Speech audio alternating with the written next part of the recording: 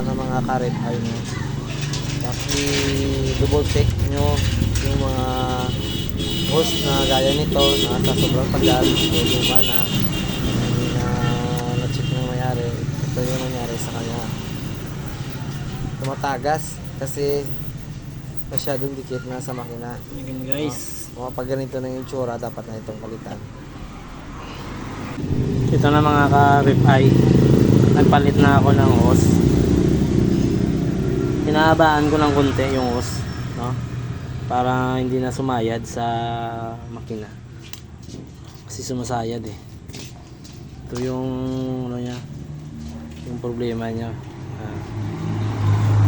sumasayad sa makina kasi meksi.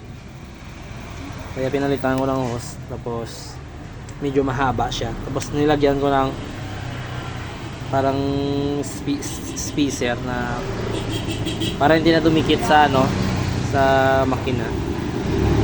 Dalawa yung ginawa ko.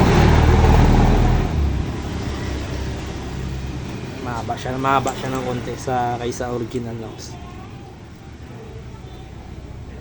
Ayan na guys, yung ginawa ko kanina na ano, na parang spacer na para hindi siya dumikit sa makina. Yan o, ito, tapos yung isa, ito naman.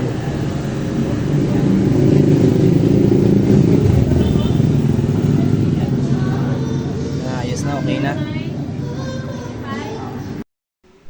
Guys, no, sana makatulong ito sa mga kagaya ko na karet ay na problema dito sa hose na galing tangke, no. Yung dalawang spacer na ginawa ko guys sa hose, malaking tulong yan na para hindi dumikit sa makina, no. Sana nakatulong ito sa inyo.